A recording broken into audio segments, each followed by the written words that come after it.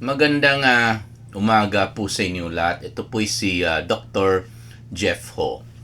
Itutuloy po natin yung topic tungkol sa tamang oras sa pag-inom ng gamot para sa high blood pressure or hypertension. Katulad ng sinabi ko, para sa akin okay, kailangan po ang pag-inom ng gamot sa high blood ay dapat itatiming po natin, okay, kung kailan tumataas ang blood pressure, okay, ng pasyente. Kasi hindi naman po lahat ng pasyente ay gising sila sa umaga. Okay, yung iba tulog sa umaga pero gising sila sa gabi. Para sa akin, ang blood pressure po natin ay tumataas in general pag gising po tayo. Dahil po sa, syempre, pag gising po tayo, expected po, no? Okay? Magtrabaho na po tayo at expected tumataas po yung blood pressure natin. Kahit trabahong bahay, syempre, tumataas rin ang blood pressure natin. Lalo na pag super tamad po yung mga kasama natin sa bahay. Okay, masipag lang sa paggamit ng cellphone, pero pag sa trabahong bahay, hindi po kayo tinutulungan, syempre, mag-aburido po tayo, di ba? At umakyat po yung blood pressure natin. Hindi dahil sa pagod at sa sobrang daming trabaho sa bahay, kundi dahil sa hindi po kayo tinutulungan, di ba? Sa kaiinis, tumataas ang blood pressure natin Okay? Hindi kailangan na magalit or galit na galit tayo, no? Dahil sa nainis po tayo, tumataas Lalo na kung hindi natin mailabas yung emotions natin. Kasi ilang beses na natin sinasabihin yung mga anak natin na tulungan tayo. Ayan, nakahiga pa rin. Kung hindi tulog pa rin, gising nga, pero nakababad sa cellphone. Okay? So, yung nagtatrabaho sa opisina, syempre, tumataas rin ang blood pressure, lalo pag super bait ang boss, yung kabaligtaran ng bait,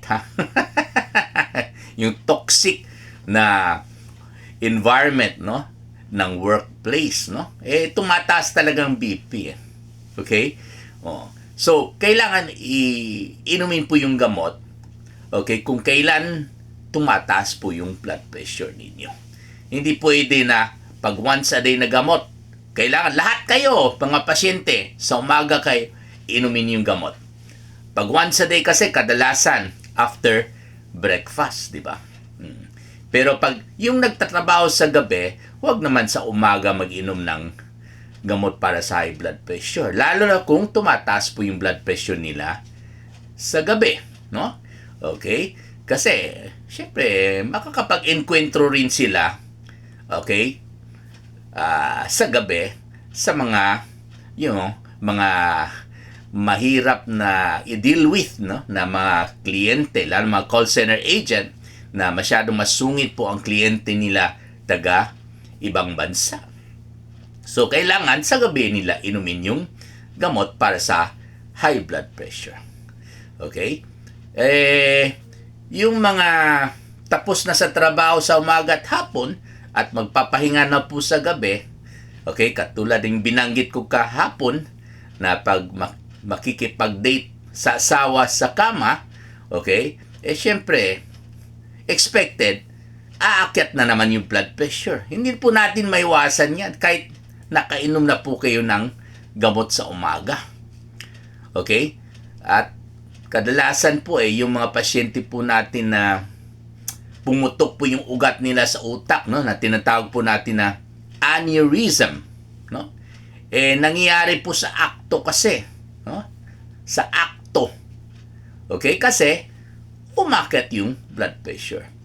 At madalas po pag tinatanong po natin yung asawa Oh, Mrs., yung Mr. mo ba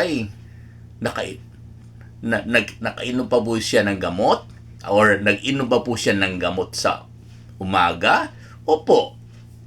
Oh, well, pwede kulang yung gamot niya sa umaga, or pwede sapat na at kontrolado na po yung blood pressure sa hapon, okay, patungo sa gabi, pero nung nasa akto sila, umakyat eh.